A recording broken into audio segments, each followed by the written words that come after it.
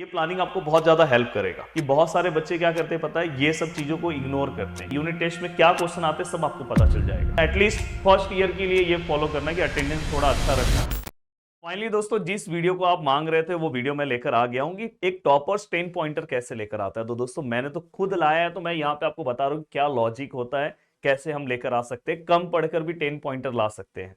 अगर 80% आपने स्कोर किया थियरी एग्जाम में तो भी आप 10 पॉइंटर स्कोर कर देते हो। यहाँ पे वही चीज मैं आपको प्रूफ के साथ दिखाने वाला हूँ। और लास्ट दोस्तों मैं आपसे यही रिक्वेस्ट करना चाहता हूँ कि लास्ट अब 10,000 सब्सक्राइबर बाकी इस चैनल पे, जल्दी से इसको 500 के पहुंचा दो। मैं तो बोलूंगा आज ही पहुंचा दो दोस्तों। जल्दी जल्दी सब्सक्राइब कर दो यार, इतना मेहनत कर रहा हूँ। दी अगर आप देखोगे 3:30 को आपका लेक्चर वीडियो भी आया है, और अभी मैं आपको प्लानिंग भी दे रहा हूँ, और ये प्लानिंग आपको बहुत ज्यादा हेल्प करेगा। अब देखो दोस्तों, यहाँ पे मैं आपको बताने जा रहा हूँ। अगर मैं बात करूं, सबसे पहले आपको ये देखना चाहिए। मैंने ये रैंडमली किसी एक यूनिवर्सिटी का मार्किंग स्कीम लिया है। चाहे आप जिस भी यूनिवर्सिटी से हो, आपका मार्किंग स्कीम थोड़ा बहुत अलग रहेगा, बट ऐसा ही कुछ आपको भी दिखाई देगा। अब दोस्तों थोड़ा सा मैं यहाँ पे आपको समझाने की कोशिश करूंगा कि ये देखो यहाँ पे, ये देखो ये एंड सेमिस्टर एग्जामिनेशन है। यहाँ पे अगर आप ध्यान से देखोगे, देखो ये एंड सेमिस्टर एग्जामिनेशन। अब अलग अलग यूनिवर्सिटी का बाकी कहीं पे यहाँ पे 70 मार्क्स का रहेगा, हाँ कहीं पे यहाँ पे 60 रहता है। तो ऐसे ही रहेगा, कहीं कहीं पे यहाँ पे 80 भी है, कहीं कहीं पे एक दो जगह पे यहाँ पे 80 भी है। उससे आपको डरना नहीं है। ये आपका इंटरनल है दोस्तों, ये इंटरनल। अब यहाँ पे दोस्तों देखो टर्म वर्क का एक सेक्शन आपको दिखाई दे रहा है। ये देखो टर्म वर्क, ये देखो term work, term work, term work. अगर आप ध्यान से देखोगे term work, term work, term work, ठीक है सर। अब ये दोस्तों ये तो टोटल है। हाँ, मैं आपको ये बोलना चाहूंगा कि बहुत सारे बच्चे क्या करते हैं पता है, ये सब चीजों को इग्नोर करते हैं। ये देखो ये जो चीजें हैं ना, इसको इग्नोर करते हैं। उसके ऊपर मैं आता हूं, पर उसके पहले मैं बताता हूँ। देखो ये 60 है, और ये क्या है दोस्तों 40 है। अब अगर आप ध्यान से देखोगे कि अगर इन केस, जैसे मैंने इंजीनियरिंग मैथमेटिक्स 1 के अंदर, समझो मैंने मैथ के अंदर, मैथ 1 के अंदर मेरा 60 मार्क्स का पेपर है, और इंटरनल दोस्तों 40 मार्क्स का है। इंटरनल टेस्ट मैं यहाँ पे लिख रहा हूँ, ये एक्सटर्नल एग्जाम। एक्सटर्नल एग्जाम मतलब ये थियरी पेपर। अब अगर समझो दोस्तों मुझे थियरी में 48 मार्क्स आया। 48 मार्क्स मतलब 80% मार्क्स। अगर आप कैलकुलेट परसेंट वाइज करोगे तो 80%। थियरी में मुझे 60 में से 48 ही आया। और दोस्तों अगर मैंने अपना फोकस यूनिट टेस्ट, ये सब, ये यूनिट टेस्ट है कॉलेज में, इसमें क्वेश्चन क्या आते हैं पता है? वो मैं आपके लिए एक सेपरेट वीडियो बना दूंगा, यूनिट टेस्ट में क्वेश्चन कैसे पूछते हैं। तो इसमें का कोई दिक्कत नहीं है, यूनिट टेस्ट में क्या क्वेश्चन आते हैं सब आपको पता चल जाएगा। तो ये जो है ना दोस्तों, इसमें आप 40 आउट ऑफ 40, अगर आप क्लास में अच्छे से ध्यान दोगे ना, तो इसमें 40 आउट ऑफ 40 आ ही जाता है। तो ओवरऑल आपको कितना मार्क्स हो गया दोस्तों? 88। और मैंने एक वीडियो आपको बना के दिया था, ये अलग अलग यूनिवर्सिटी का। देखो अलग अलग यूनिवर्सिटी 10 पॉइंटर किसको देते पता है? 10 पॉइंटर्स कब देंगे पता है? जब आपका मार्क्स 85 से लेके 100 के बीच में आए। अगर आपका सब्जेक्ट में मार्क्स दोस्तों 80 से लेके 100 के बीच में आए, कुछ यूनिवर्सिटीज, और कुछ यूनिवर्सिटीज 90 से लेके 100 के बीच में आए, तो भी आपको 10 पॉइंटर्स देंगे। ये कोई कुछ कुछ टफ यूनिवर्सिटीज में है, बाकी जगह पे मैक्सिमम ये रूल फॉलो करते हैं, और बहुत सारे ये भी फॉलो करते हैं। अगर समझो गलती से, चलो आपके दो सम रॉन्ग हो गए, आपने यहाँ पे समझो 51 मार्क्स ला दिया, और ये 40 है, तो भी आप 91 तक पहुंचे। मतलब समझो एक सम अगर रॉन्ग भी हुआ तो भी आपको 10 पॉइंटर आ रहा है। तो ये आपके पॉइंटर के लॉजिक को बढ़ाने में बहुत हेल्प करेगा। बट मैं बहुत बार देखता हूँ कि बहुत सारे स्टूडेंट ना फोकस नहीं करते। अब ठीक है तो दोस्तों, यहाँ पे आपने थियरी के अकॉर्डिंग सब चीजें यहाँ पे बैलेंस कर ली। सबसे ज्यादा इंपॉर्टेंट होता है आपका टर्म वर्क, जो ओवरऑल आपके मार्क्स को बढ़ाता है दोस्तों। जो ओवरऑल मार्क्स को कैसे बढ़ाएगा दोस्तों? देखो यहाँ पे आपको 25 मार्क्स है, दिखाई दे रहा है, और ये टोटल यहाँ पे देखो, ये पूरा टोटल यहाँ पे आता है। अब बहुत बार ये होता है कि बहुत सारे स्टूडेंट ना टर्म वर्क को इग्नोर करते हैं। टर्म वर्क में मार्क्स कैसे स्कोर करते हैं दोस्तों पता है? टर्म वर्क में ना तो आपको कोई पेपर देना है, ये याद रखना। स्पेशल एक वीडियो तो मैं बनाऊंगा, पर यहाँ पे आपको मैं बता दूं कि टर्म वर्क के लिए आपको कोई पेपर देने की जरूरत नहीं है। टर्म वर्क का मार्क्स कैसे मिलता है पता है? ओवरऑल आपका बिहेवियर। इसलिए इंजीनियरिंग कॉलेज में लोग टीचर्स से अपना बॉन्डिंग अच्छा बना के रखते हैं। ये चीज मैं आपको स्टार्टिंग में ही बोल रहा हूँ। टीचर्स से इंजीनियरिंग कॉलेज में बॉन्डिंग अच्छा रखना। और इसके अंदर एक और चीज, टर्म वर्क में यहाँ पे आपको फाइल देंगे। जो आपको कॉलेज में, अलग अलग कॉलेज में असाइनमेंट मिलता है, उसको फाइल फॉर्मेट में हमें सबमिट करना रहता है। तो बहुत सारे लोग जो 12th से आते हैं ना, उनको नॉलेज नहीं रहता, वो फाइल कभी लिखते ही नहीं है, सबमिट नहीं करते, और लास्ट टाइम पे फिर एक दो फाइल उनका नहीं सबमिशन प्रॉपर कर पाते।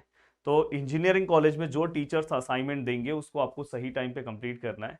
तो और साथ में दोस्तों, अगर आपका फाइल सबमिशन है, मैं ये बोल रहा हूँ कि आप फाइल में आंसर अच्छे से लिखे हुए नहीं, बस आपका ओवरऑल सबमिशन होना चाहिए।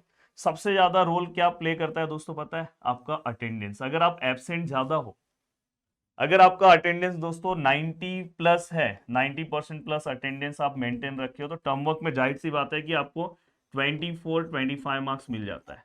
और जिनका अटेंडेंस 100% है, 100% उसको 25 मार्क्स टर्म वर्क देते हैं। ये आप टीचर से, इंजीनियरिंग कॉलेज के टीचर से मिलोगे ना, वो खुद आपको बताएंगे। ये चीज ना मैं फर्स्ट सेमेस्टर में ही समझ गया था। फर्स्ट सेमेस्टर में मेरे को ही नहीं समझ में आ रहा था, जब मेरे रिजल्ट्स आए तो मैंने देखा यार टर्म वर्क में तो पूरे पूरे मार्क्स दिए।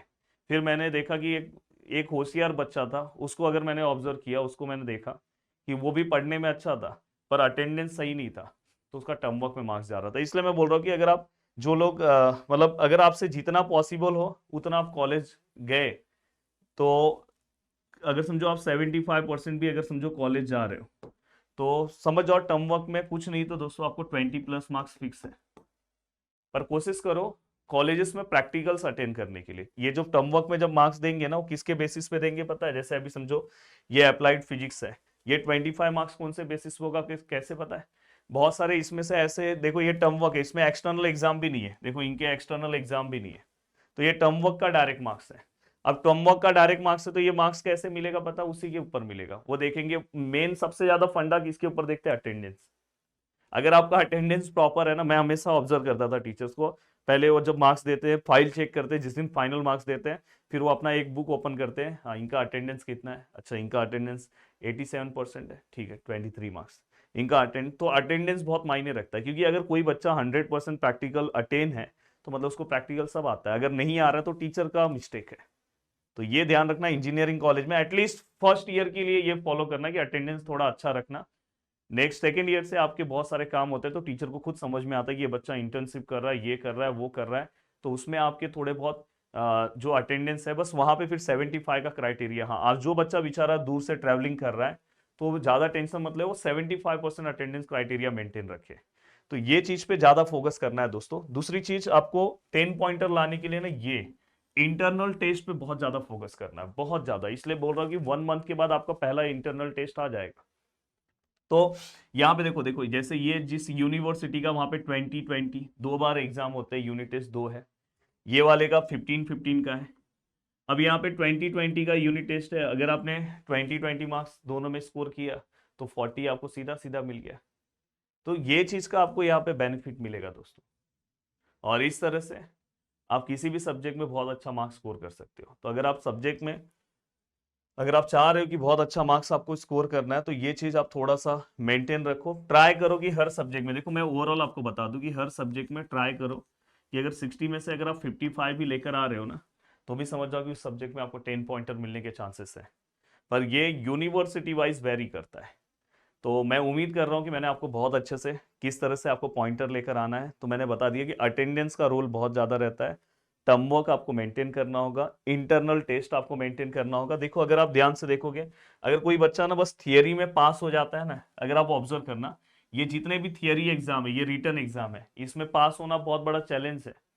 तो ये अगर वो पास कर जाता है, बस पास कर जाता है, समझो पासिंग से 1-2 मार्क्स उसको एक्स्ट्रा मिल रहा है, फिर भी ना वो देखना 8+ पॉइंटर पहुंच जाता है, अगर उसका ये वाला मार्क्स ज्यादा है और ये वाला मार्क्स अगर ज्यादा है, बस पासिंग से। अगर आप ऑब्जर्व करना रिजल्ट के अंदर, अभी तो जब आपका रिजल्ट आएगा तो आपको पता चलेगा। तो इसलिए बोल रहा हूँ टर्म वर्क, हाँ 1-2 यूनिवर्सिटी है जहां पे टर्म वर्क नहीं है, वहां पे फिर वो लोग ना ओरल प्रैक्टिकल रखते हैं, सब्जेक्ट्स में ओरल एंड प्रैक्टिकल। जैसे मैं यूनिवर्सिटीज के वीडियोस तो बना ही रहा हूँ, हमारा जो दूसरा चैनल है उसका लिंक भी मैं दे रहा हूँ, प्रदीप गिरी एकेडमी लाइव, उसे भी आप सब्सक्राइब कर लो, वहां पे भी सिलेबस वीडियोस और लेक्चर्स वीडियो स्टार्ट हो रहे हैं। तो प्लीज उसे भी आप सब्सक्राइब करके रख लो, आपके लिए बहुत जरूरी रहेगा। हमारा एप्लीकेशन है, उसे आप डाउनलोड कर लो, और कल तो मैं आपके लिए कोर्सेस लॉन्च कर ही रहा हूँ। जय हिंद दोस्तों।